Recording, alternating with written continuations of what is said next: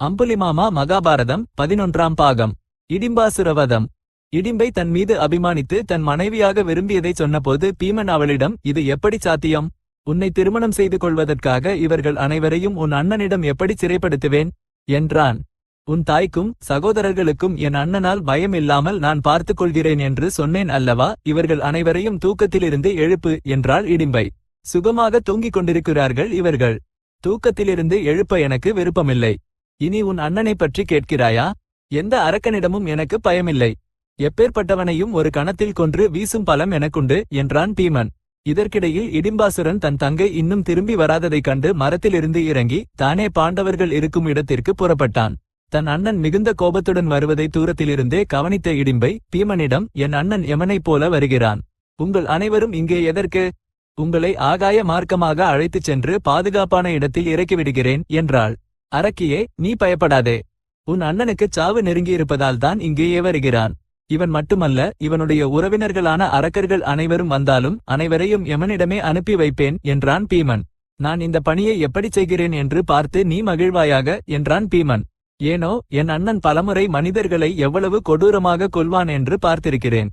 அதனால் சொன்னேன், அதை தவிர வேறொன்றுமில்லை என்றாள் இடிம்பை. அதற்குள் இடிம்பாசுரன் அருகிலேயே வந்துவிட்டான். தன் தந்தை அணிந்திருந்த அழகான ஆடைகளையும் உருவத்தையும் கண்டு, ஓஹோ, இவளுக்கு காதல் நோய் வந்திருக்கிறது போலும் என்று நினைத்துக்கொண்டு அமிதமான கோபத்துடன் கண்களை மிக பயங்கரமாக உருட்டியபடி அவளை நெருங்கி, அடி இடிம்பையே, நான் அங்கே பசியால் வாடிக்கொண்டிருக்க நீ குலுக்கிக் கொண்டு யாரை மயக்க பார்க்கிறாய்? நமது அரக்க மரியாதைகளை தீயிட்டு கொளுத்தி மனிதர்களுடன் தொடர்பு வைத்துக் கொண்டு எனக்கு துரோகம் நினைக்கிறாயா? இவர்களை கொன்று உன் உயிரையும் எடுப்பேன் இரு என்று கூறி பீமனை நோக்கி திரும்பினான்.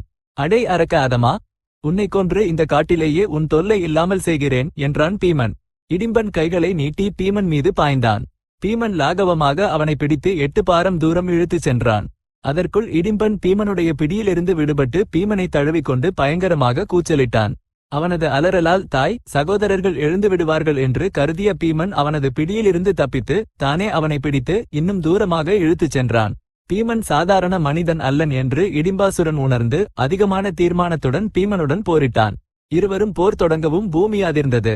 மரங்களும் கொடிகளும் விழுந்தன. குந்தி மற்ற பாண்டவர்கள் தூக்கத்திலிருந்து எழுந்தேவிட்டார்கள்.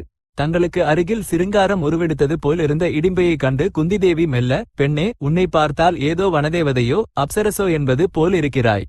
நீ யார்? எங்கிருந்து எங்கே போகும்போது இப்படி வந்தாய்? உன் விஷயத்தை சற்று விரிவாகச் சொல் என்று கேட்டாள். இடிம்பை குந்திதேவியிடம் நடந்த உண்மையைச் சொல்லிவிட்டாள். அம்மா, நானும் என் அண்ணனான இடிம்பனும் அரக்கர்கள். இந்த காட்டிலேயே வசிக்கிறோம். உங்கள் அனைவரையும் உண்பதற்காக கொண்டு வரும்படி என் அண்ணன் அனுப்ப நான் வந்தேன். ஆனால் உன் மகனின் அழகைக் கண்டு அபிமானித்து என் அண்ணன் சொன்ன பணியைச் செய்ய முடியாமல் போனேன். என் மனதை உன் மகனிடம் வெளிப்படையாக சொன்னேன் கூட. அதற்குள் என் அண்ணன் வந்தே விட்டான்.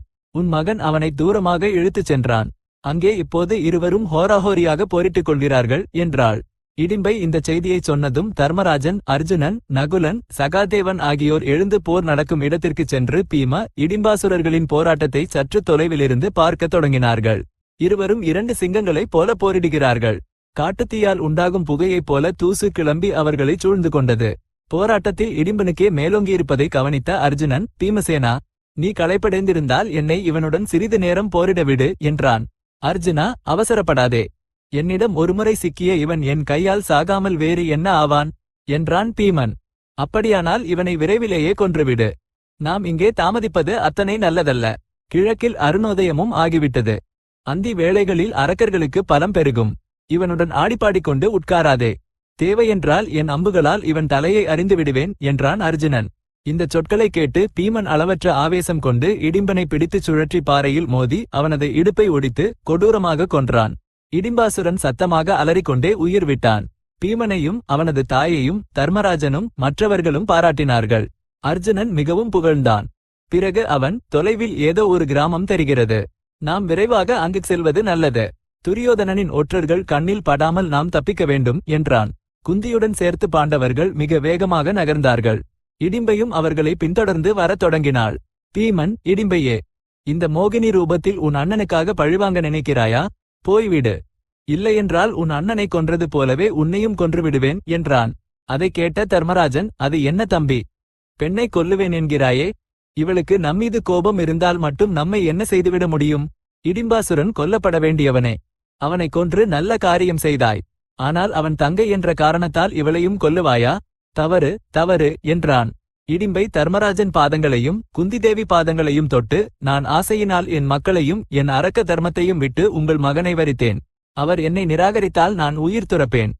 என் உயிரை காத்து புண்ணியம் தேடிக்கொள்ளுங்கள். உங்களுக்கு ஏதேனும் ஆபத்து வரும்போல் இருந்தால் எனக்குச் சொல்லுங்கள். உங்கள் அனைவரையும் அவலீலையாக காடுகளை கடத்திச் செல்வேன் என்றாள். தர்மராஜன் அவளிடம், இடிம்பையே, உன் சொற்களை நம்புகிறேன். பீமன் உன்னை ஏற்றுக்கொள்வான். பகலெல்லாம் நீங்கள் விருப்பம் போல் விஹரியுங்கள். ஆனால் இரவு நேரத்தில் மட்டும் அவனை நாங்கள் இருக்கும் இடத்திற்கு சேர்த்துவிடு என்றான். அதற்கு இடிம்பை சம்மதித்தாள். இடிம்பைக்கு மகன் பிறக்கும் வரை அவளை தன் மனைவியாக ஏற்றுக்கொள்ள பீமனும் ஒப்புக்கொண்டான். இடிம்பை பீமனை அழைத்துக் கொண்டு ஆகாய மார்க்கமாக சென்றுவிட்டாள். இருவரும் மலைச் சிகரங்களின் மீதும் மலை குகைகளிலும் நதிக்கரைகளிலும் ஏரிகளிலும் அழகான புதர் மண்டபங்களிலும் விஹரித்தார்கள். காலப்போக்கில் இடிம்பை கருவுற்று ஒரு மகனை பெற்றாள். அவன் பிறக்கும் போதே காமரூபனாக, அப்போதே வளர்ந்து பெரியவனாகி தாய்க்கும் தந்தைக்கும் மற்றவர்களுக்கும் வணங்கி நின்றான். அவன் தலையில் ஒரு மயிர் கூட இல்லாமலும் தலை குடத்தைப் போல இருப்பதையும் கண்டு இடிம்பை ஆச்சரியப்பட்டாள். அப்போதே அவனுக்கு கடோத்கஜன் என்ற பெயர் வந்தது. உத்கச்சமான கடம் என்பது மயிரற்ற பானை என்று பொருள். கடோத்கஜன் பெற்றோரை வணங்கி, உங்களுக்கு என்னால் ஏதேனும் காரியம் ஏற்பட்டால் என்னை நினைத்துக் கொள்ளுங்கள்.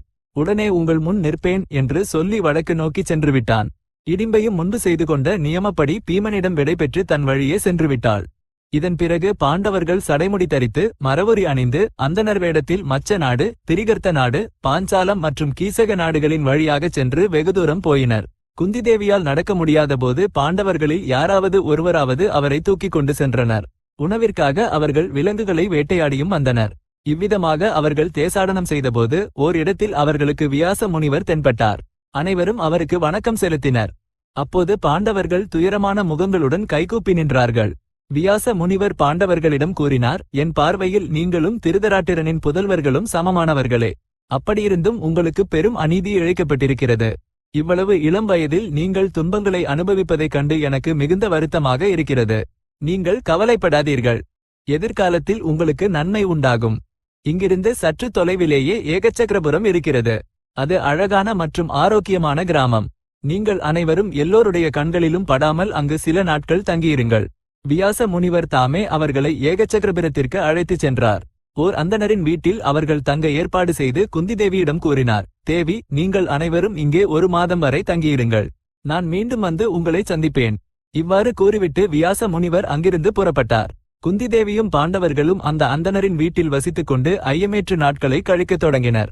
5 பாண்டவர்களும் கொண்டு வரும் உணவை குந்திதேவி 2 பகுதிகளாக பிரித்து, ஒரு பகுதியை பீமசேனனுக்கு கொடுத்து மற்ற பகுதியை மீதமுள்ள 4வருக்கும் கொடுத்து தாமும் உண்பார். அதிலிருந்தே சிறிதளவு மீதம் வைத்து விருந்தினர்களுக்கும் கொடுப்பார். பாண்டவர்கள் ஐயமேற்பதுடன் வேதங்களையும் பயின்று வந்தனர். குளங்களில் நீந்தி மரங்களின் நிழலில் ஓய்வெடுத்தனர். அவர்களின் நாட்கள் இவ்வாறு சுகமாக கழியத் தொடங்கின. ஒரு நாள் தருமன், அருச்சுனன், நகுலன் மற்றும் சகாதேவன் ஆகியோர் கிராமத்திற்கு ஐயமேற்கச் சென்றனர். வீட்டில் குந்திதேவியும் பீமசேனனும் இருந்தனர். அப்போது அந்த அந்தணரின் வீட்டின் பகுதியிலிருந்து அழுகை சத்தம் கேட்டது. அழுகையை கேட்ட குந்திதேவி பீமனிடம் கூறினார், மகனே, வீட்டுக்காரர்கள் ஒருவேளை ஏதாவது ஆபத்தில் சிக்கியிருக்கிறார்கள்.